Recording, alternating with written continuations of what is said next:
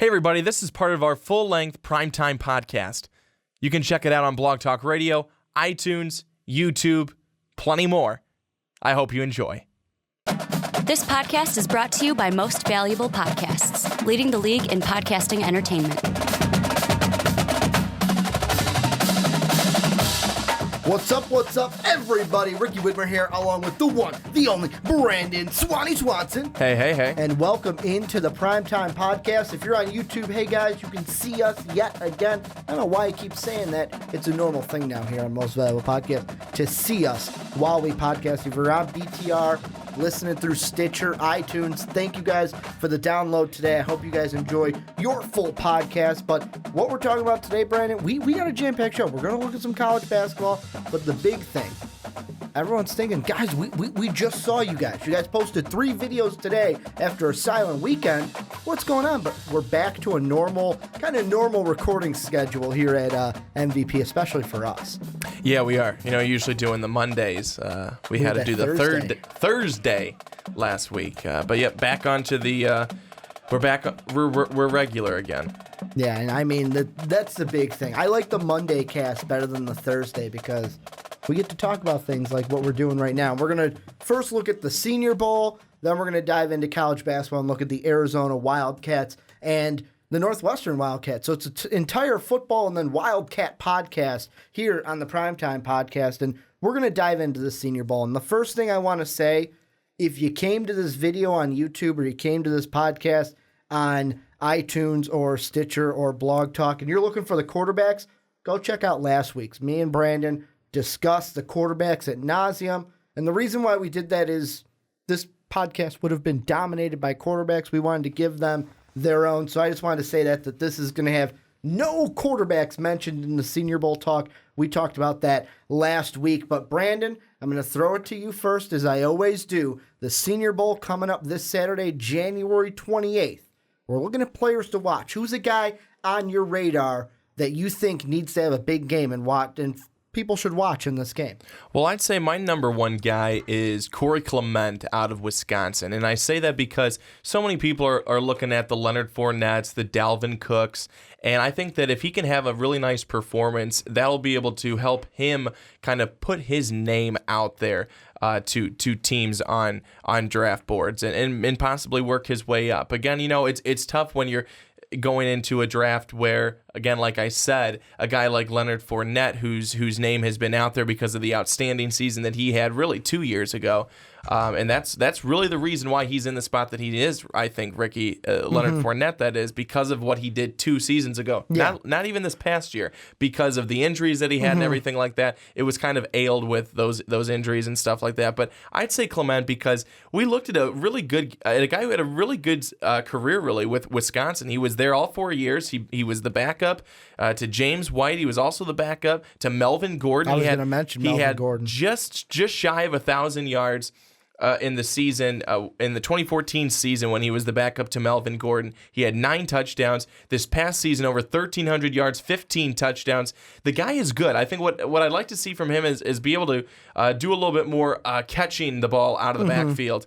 Didn't do a whole lot of that while in college, and I think that one of the things, and I will kind of go towards listening to Mike and Mike in the morning, is that where the NFL is going to be a running back that you really, not to say to be a good running back, but to be a running back that is going to really help your team the most.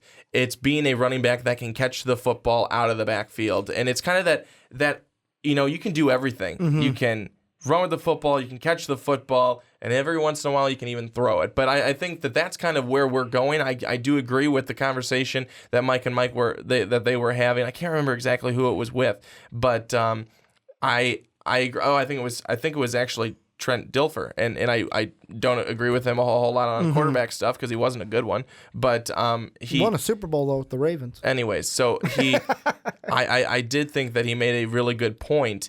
Is that's where it's kind of going. I mean, you take a look, and everyone takes a look at Le'Veon Bell.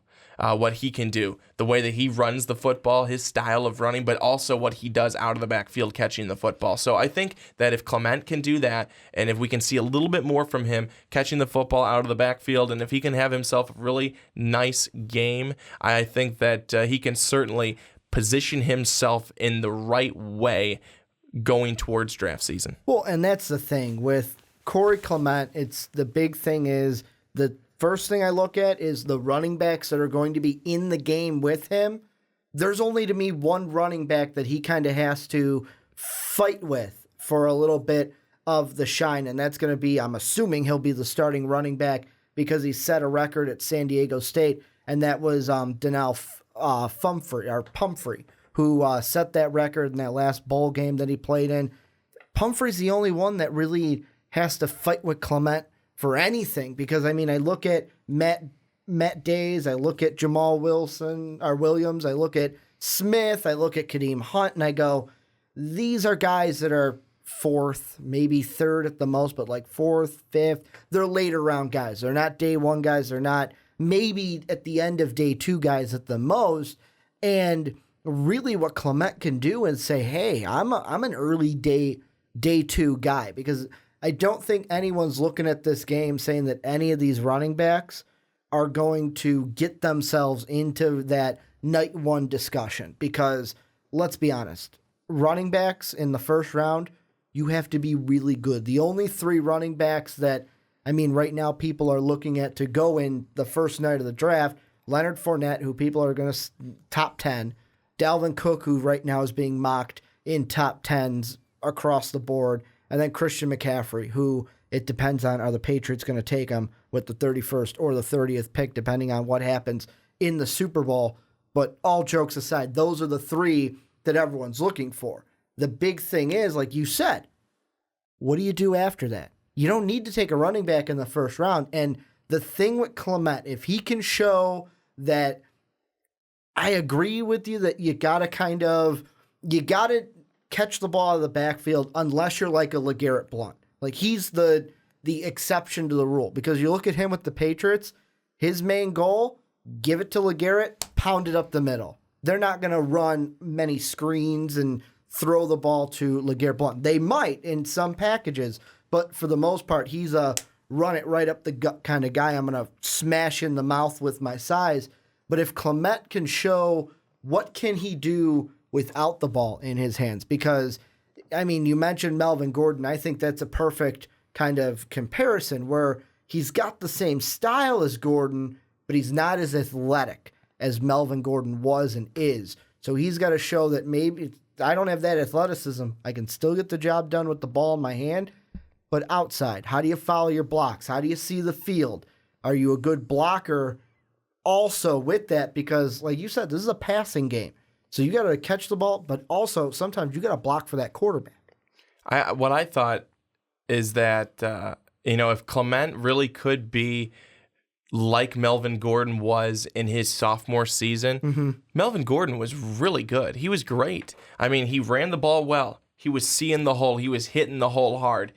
And he was blasting with some speed. But he could also burn you running down the field looking to catch a pass. I think that if Clement can be like a Melvin Gordon 2.0, I think that he will be able to succeed in the NFL. And I think that one of the things, though, too, is that you brought up LeGarrette Blount, is that the NFL, I think, is kind of going more towards this kind of dual type of running back. You're not seeing a whole lot more guys that are like LeGarrette Blount or do you remember Jerome Bettis? Guys like that. Or Deuce McAllister. You're not seeing Michael guys. the Burner Turner. He had some speed, but he had some size. You're not seeing guys that big so much anymore. You're seeing guys a little bit leaner that are running the football, catching the football, doing a little bit of both. And I think that Christian McCaffrey, I think that if he's going to go anywhere first round, it seems Patriots, possibly Packers, would be the team that he goes to. But I think that Clement, again,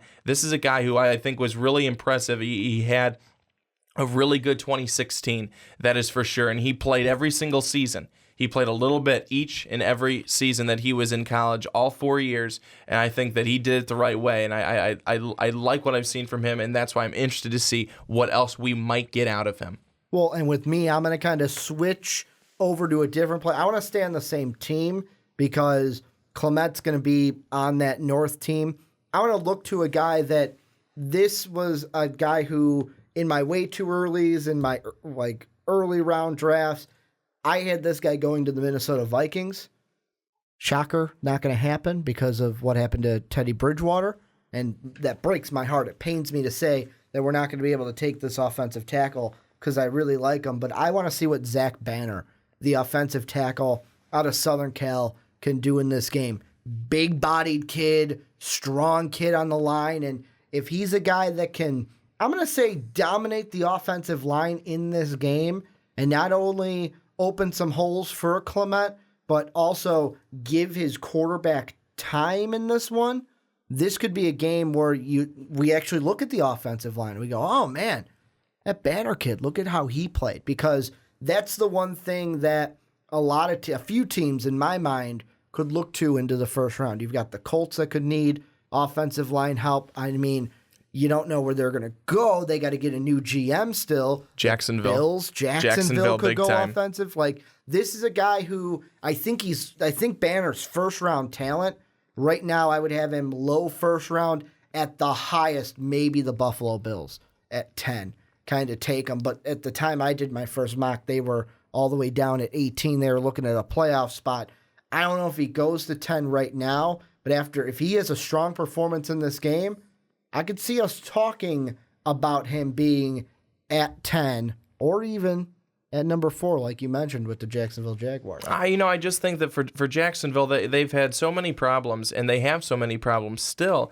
And I think that they can try and put as many people back there in the running back position as they want, but if they don't have that offensive line built up, that you can put the best running back in the league back there, and they're going to struggle. So I think a guy like Zach Banner, again, you have to look at where he's coming from.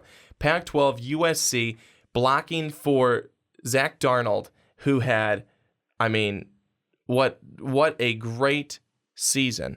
What a great season that he had. And I think that, honestly, it comes down to what did you do and now in your season, and now what are you able to do here at the Senior Bowl? Well, and I look at other guys along, like the top guys in the draft right now that are offensive tackles, guess what, are not going to be at this game. And it's not because they're not good. It's just because Ryan Ramczak, a junior, Cam Robinson, a junior, Roderick Johnson, a junior. So because these guys don't get invited to this game because they're not seniors, this could be a game for Zach Banner to say, hey, you know what? I'm here. I'm a first-round talent. I'm a day-one guy. And this is, to me, the game where we could see him kind of solidify himself with those other players. Because the one that I look at is not really Ramczak, not really Roderick Johnson, but Cam Robinson. Because the big thing with Cam Robinson and what we could look at if Banner has a big game in this one is, they look like they're both pretty good prospects. Does a team go with Zach Banner because he necessarily doesn't have the same I'm going to say baggage in this case that a guy like Cam Robinson has with his issue that he had earlier in the year when we were talking he got suspended for having the firearm on him earlier in the year, and that's when Paul Feinbaum went after Nick Saban, said you didn't punish the 2 Alabama players, Cam Robinson being one of them, hard enough. I'll ask you this before we move on to your next player. If Zach Banner has a solid game in this one, could that become a storyline of teams going, maybe we can take Zach Banner over Cam Robinson because maybe that kind of baggage just causes a little bit of doubt with Robinson? You know what? I think, you have always been a guy who is very into, if he's got baggage, I'm looking at that baggage really closely. I think a lot of times I want to see how he moved on from it, too. I think you have to see how he moved on from it. That's the biggest thing with me, is how did you move on from it? It's not so much it happened, it's what you do after. And then it's going to come down to who's the better guy. So one of the things with Zach Banner is the reason why he didn't go to and declare for the NFL draft last year is because he needed to get his weight down. He's a big guy at 6'9", but he was about 400 pounds. At one point in 2015, he was 385. The average offensive lineman last year, I think, was 6'5", 312. So I think that's one of the things that he is going to have to manage, is being able to stay at a good, consistent weight that's not too big, where he's not able to make moves and be physical and be competitive there on the offensive line. So I think that for him, that's going to be one of the biggest things. I think it's going to be, for him, the showing is going to come out and show that he is not only really good at the position, but also, hey, he can move. He looks good. His weight's good. Everything seems to check out for him. And I think that's going to be the number one thing, is with Banner or somebody else like a Cam Robinson, something like that.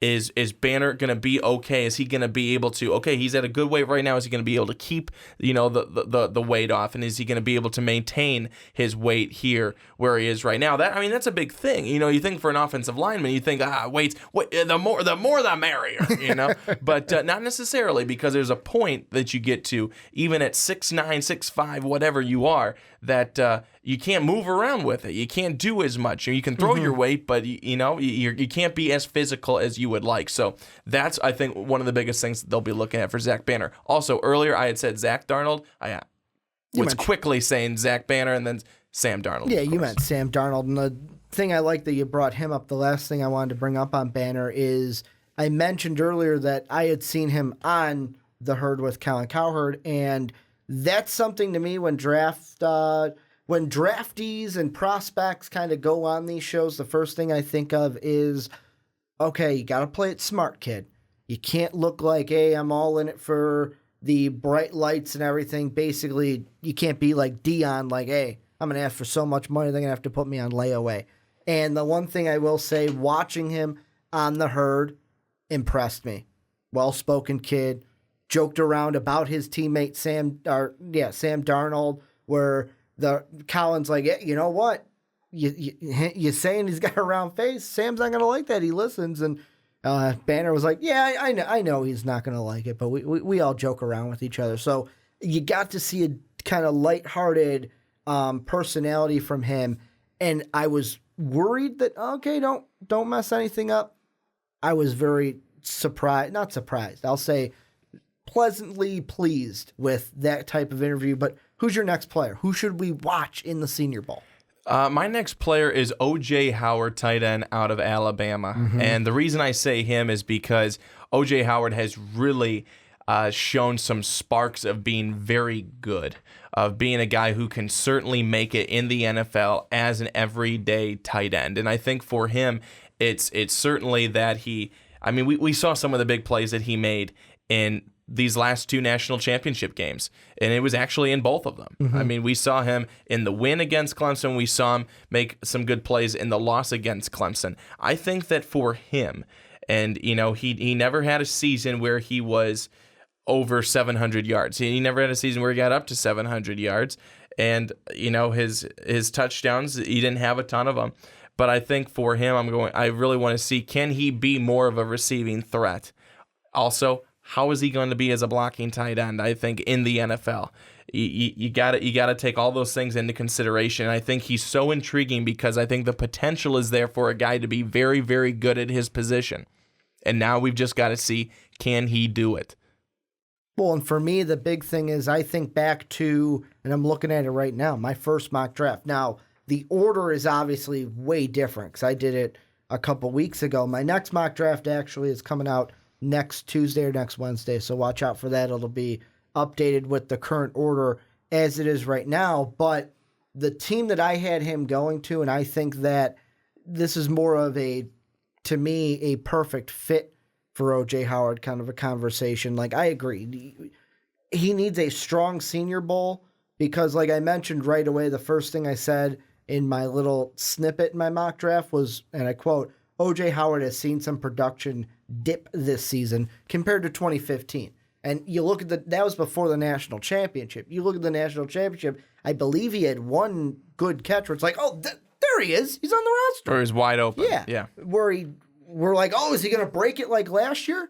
Last year was the big play where he broke it for that touchdown. So it's there.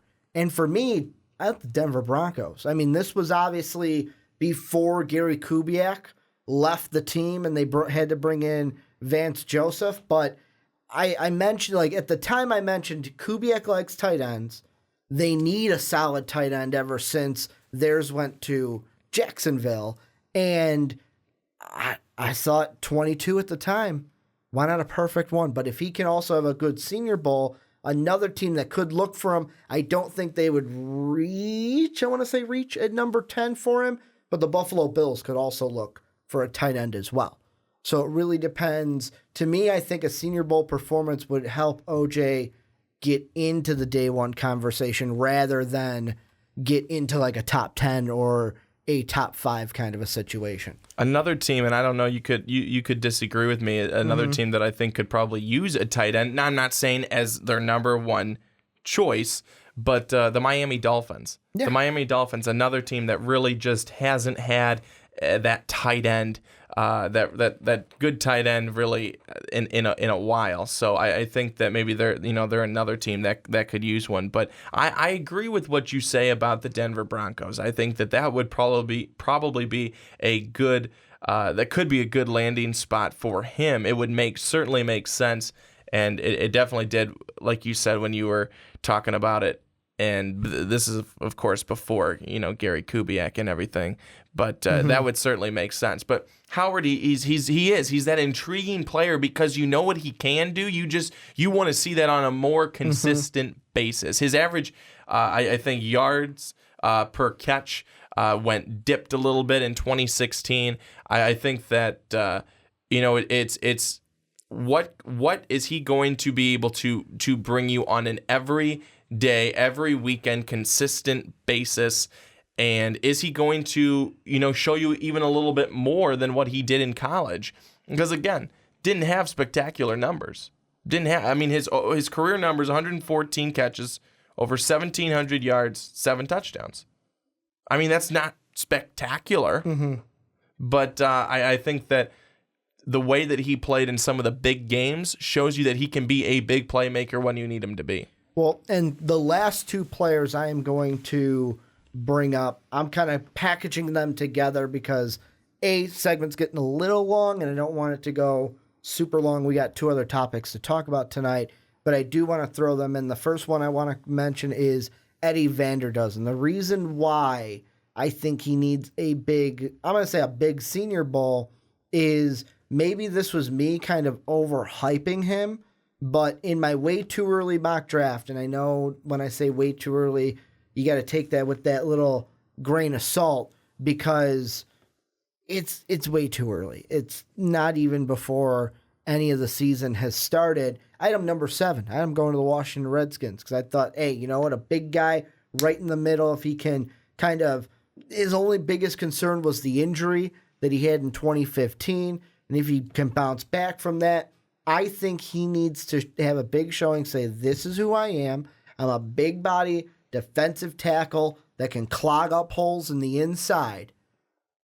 And you don't have to worry about an injury risk from me. If he can have that big game, kind of push those injury doubts to the side, I think we could see him get a little bit of a resurgence going into if he runs and does drills at the NFL Combine. The second guy I kind of wanted to throw in there and kind of sneak in there, and this is my Illinois bias, kind of getting a little bit of a sneak in, but Dwayne Smoot, because if he can have a big game, we saw last year Jihad Ward had a nice showing, was able to get his stock up, was drafted in the second round by the Oakland Raiders, and he had a pretty good year with Oakland this year, going to the playoffs in his rookie season as a Raider defensive player. So, I mean, those two guys, those are my kind of, not at the defense, because we've talked offense a lot in this one, but if Eddie Vander does and Dwayne Smoot, they need to have big showings, because Vander does, I don't know if he gets into the first round with a big performance or a solid performance, but teams would be like, okay, we got to put him on the radar if he's not already. And then Dwayne Smoot, just to get that draft stock up a little more, maybe do a similar thing that Jihad Ward was able to do last year. But Brandon, before we move on, is there any player that you think, I just want to throw him out there, see what everyone else thinks, or this player's been sitting in my head and I got to throw him out there? No, I think I'm good. Well, this is where you guys come in. Let us know down below in the comment section any players that we did not mention that you're looking for in the Senior Bowl. What do you think of the players that we mentioned? And also, give us some teams. Give us some draft teams that you think these players can go to as well. Hey, everybody. Thanks so much for watching. I hope you enjoyed a lot of emotion. If you want more, click this video right over my left shoulder. You will certainly not regret it.